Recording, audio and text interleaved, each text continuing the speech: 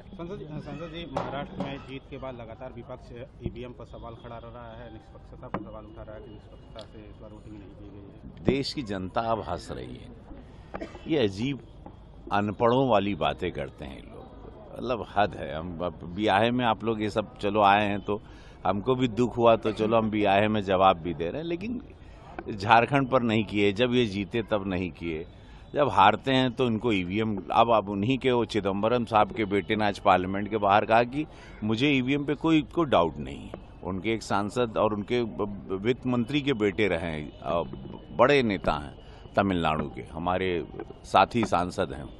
उन्होंने कहा हमको नहीं, जिसको होगा ईवीएम पर। मतलब ये सब अब इसी वजह से लोग हार रहे हैं। देखिए, यही बचकानी बातें जब आप करोगे तो आप बकलौल टाइप के लगे, हम लोग बोका भी कहते हैं, ये सब बोका टाइप का बात है कि मेच्योरिटी अब राजनीति का लेवल यशस्वी प्रधानमंत्री मोदी जी ने इतना लंबा खींच दिया है कि इस तरह की बचकानी बातों से बचना चाहिए। तब आप हार का सामना, आप कांग्रेस की जो हार हुई, हम लोगों का स्ट्राइक रेट देखिए भाजपा का क्या रहा, इन लोगों का क्या स्ट्राइक रेट रहा, ये लोग किस लेवल पर चले गए हैं। अब ये खत्म हो जाएंगे। मतलब ये जहां भी कांग्रेस, मोदी जी सही, जहां भी कांग्रेस जिसके साथ भी जुड़ती है इसको लेके डूबती है। अभी ये सिचुएशन इनके आगे, उसमें अब ईवीएम पे ठीकरा फोड़ना। जीतो तो ईवीएम बढ़िया है, ईवीएम को चुम्मा लेते हैं, और जैसे हारते हैं तो ईवीएम को गरियाते हैं, गलत बात है।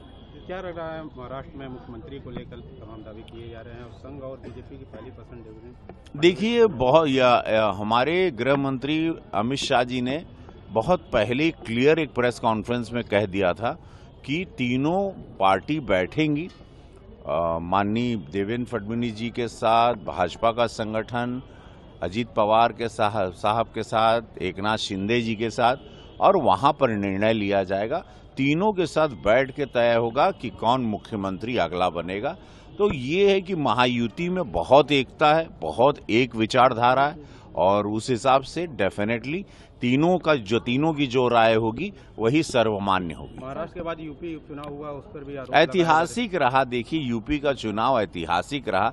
9 में से 7 सीटें बता रहे हैं कि 27 में हम लोग ऐतिहासिक जीत की ओर जा रहे हैं। और बहुत ही ये जो सनातनी जागरूकता आई है युवाओं में, महिलाओं में, बेटियों में, बुजुर्गों में, जो अचानक से एक उछाल आया है उस भावना को लेके जो दबा के रखा गया था, तो वो एक बड़ा काम आया। और यही कि बटोगे तो कटोगे के साथ यशस्वी प्रधानमंत्री मोदी जी का एक है तो हम सेफ हैं, ये बहुत साफ बात जो कभी कोई साफ नहीं करता था, उस साफ बातों का आप रिजल्ट देख रहे हैं कि सबको लगा कि हम लोग ब्राह्मण, पासी, यादव, मौर्य, कुशवाहा न बने, हम लोग एक रहें, हिंदुओं में बटे नहीं।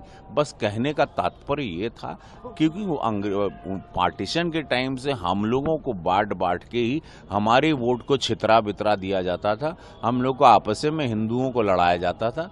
तो कहने का ये तात्पर्य था मोदी जी का और पूज्य योगी महाराज जी।